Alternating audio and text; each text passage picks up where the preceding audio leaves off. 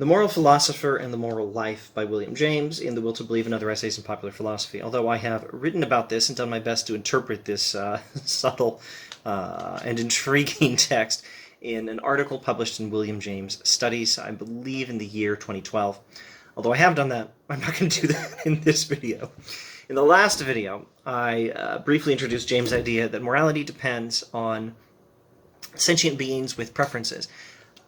Just because a sentient being has some preference or some demand, that demand ought to be satisfied for its own sake alone. That's the foundation of morality. Now, of course, this gives us the problem that not every demand of sentient creatures can be satisfied at the same time. We want different things. So, the moral philosopher in James' understanding must then come up with some strategy for reconciling all these differences. Some strategy for achieving the best possible world, for understanding what sort of set of obligations created by all these preferences can best satisfy as many of them as possible. Now, you can't make up a system of morality in advance. You can't figure out without a lot of time and experience what sort of set of obligations is going to consistently satisfy the most of these preferences. Let me rephrase that. What sort of the obligations are simply created by the preferences, if I understand James correctly. What sort of, let's say, set of moral rules is going to consistently satisfy most of these obligations and meet the demands of most of these preferences of these creatures?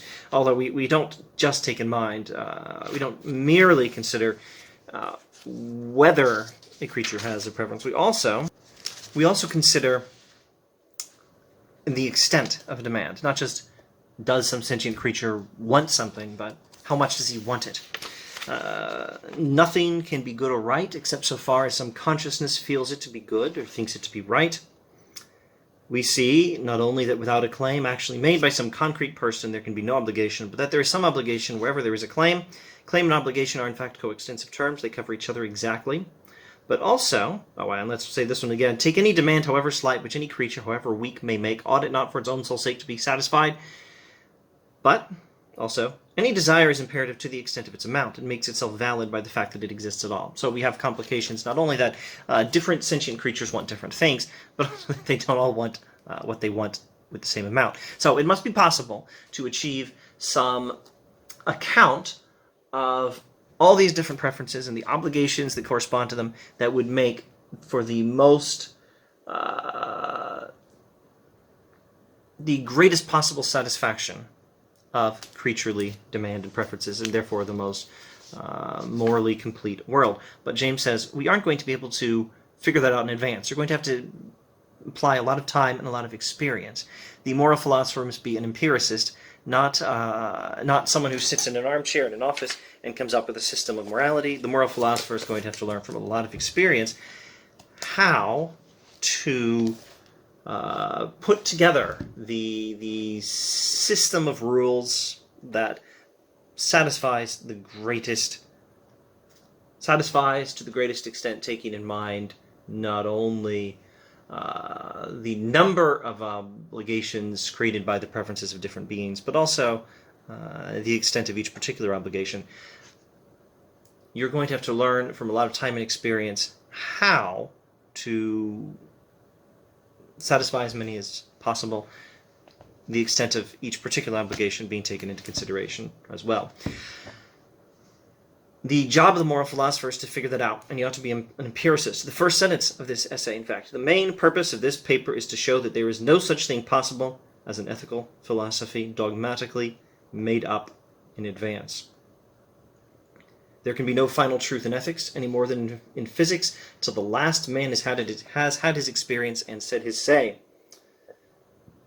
The hypotheses which we now make while waiting and the acts to which they prompt us are among the indispensable conditions which determine what that say shall be. So we are also contributing to the final picture. Our actions, our decisions are going to be a significant part of what makes up the the final picture we're working towards. The moral philosopher is working towards the most thorough possible satisfaction of creaturely demands. But our own work, our own human lives are going to contribute to what demands are made and what can be satisfied. And that's one reason we have to wait for the final answer for quite some time, at a minimum quite some time. The moral philosopher can't come up with the best account of how to satisfy all these creaturely demands in advance. Time and experience will be necessary, in large part because human action and human belief are themselves what contribute to exactly which demands are being made by creatures and how different demands might be satisfied and to what extent. Okay, so all this amounts to saying this text is divided into sections, and I'm here in section 4 now. Camera may not be focusing exactly. You may be able to make out a Roman numeral 4. All this amounts to saying that so far as the casuistic question goes, ethical science is just like physical science, and instead of being deducible all at once from abstract principles, must simply bide its time and be ready to revise its conclusions from day to day. Ethical science is a real thing, and we have to revise our conclusions day to day, just like any other kind of science. There is but one unconditional commandment. Skipping to halfway through the next paragraph or so. There is but one, that's a long paragraph, maybe that a third way through the next paragraph or so. There is but one unconditional commandment, which is that we should seek incessantly, with fear and trembling, so to vote and to act as to bring about the very largest total universe of good which we can see. That's the only overriding moral principle. That is, to support as much as possible the good, and the good is the satisfaction of these creaturely desires. Now let's go to section 5. The chief of all the reasons why concrete ethics cannot be final is that they have to wait on metaphysical and theological beliefs. Ethical relations only exist in a world with us. Moral principles only exist in a world with sentient beings. And there's a bewildering tangle of different competing obligations, all real obligations. You can't satisfy all your obligations at once in one lifetime. There's a competing jumble of obligations created by all the different demands of different creatures in this world, particularly different people. And we cannot make up in advance a system for satisfying all the demands, and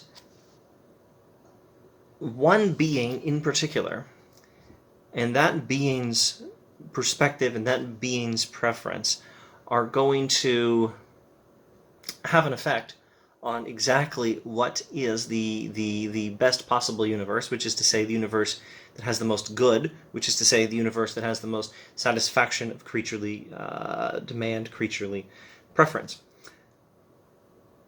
God and God's preferences are going to be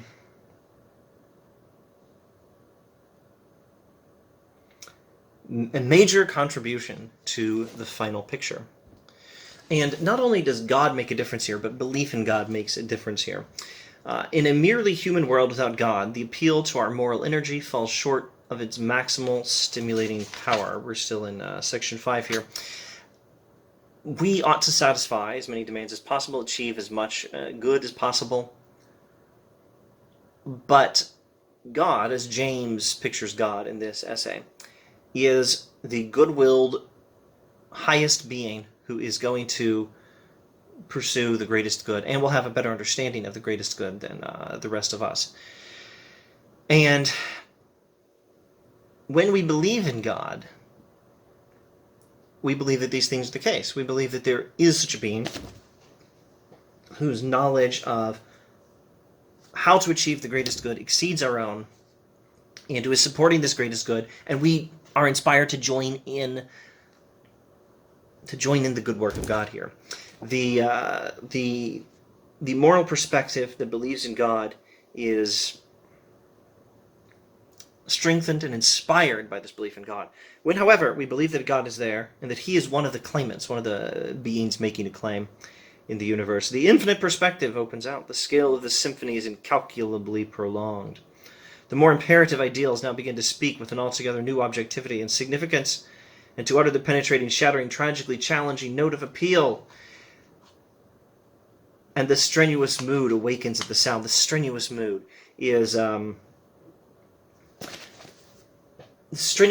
is James' idea of a person maximally motivated to pursue what is right and pursuing what is right with all his energy. A person who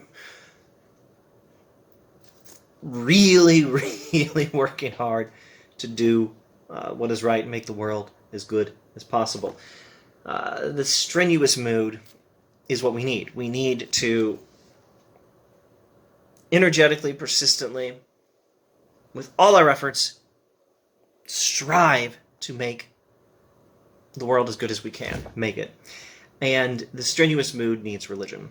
The idea that God is there, that God has looked down on all these obligations, perhaps added a few personal ones. I'm not really sure if I should say that about God, but certainly considered all the obligations from lesser beings, and God has already put them together in a much better way than we can, and has an idea of how to achieve the greatest good. This idea affects our activity in the world. It helps to inspire us, to inspire in us the strenuous mood, to inspire us to join the struggle for making the world as good as possible, to get behind God and God's efforts and make the world as good as we can. And this activity in the world affects the world. Particularly, it affects the morality of the world. Morality depends on the existence of creaturely preferences. And morality depends on the existence of preferences by sentient beings in the universe. And the best way to satisfy the greatest amount of preferences will be determined after quite some time has passed and learned from experience by whatever system may be the wrong word, whatever arrangement of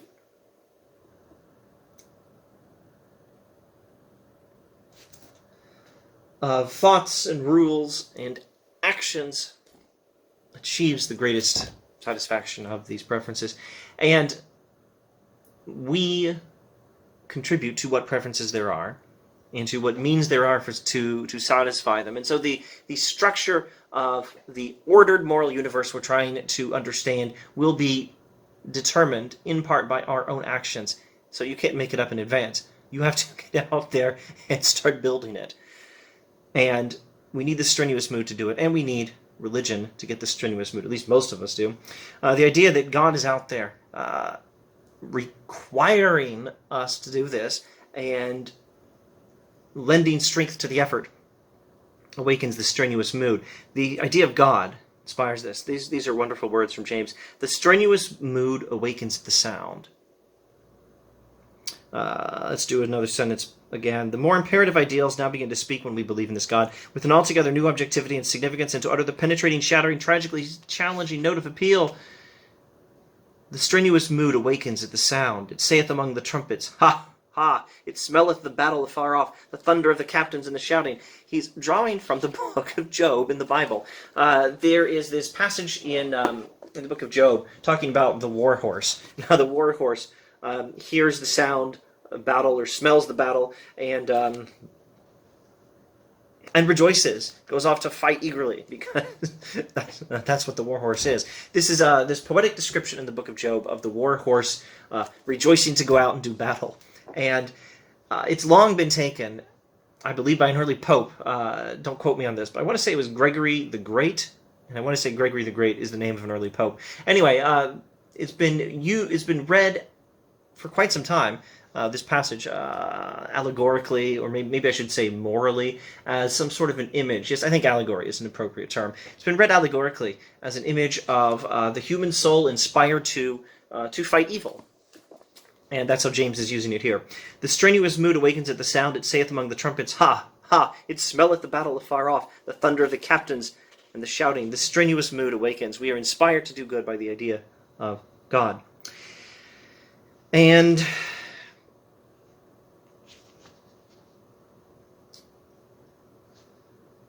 I think we'll close with something from the last couple of paragraphs.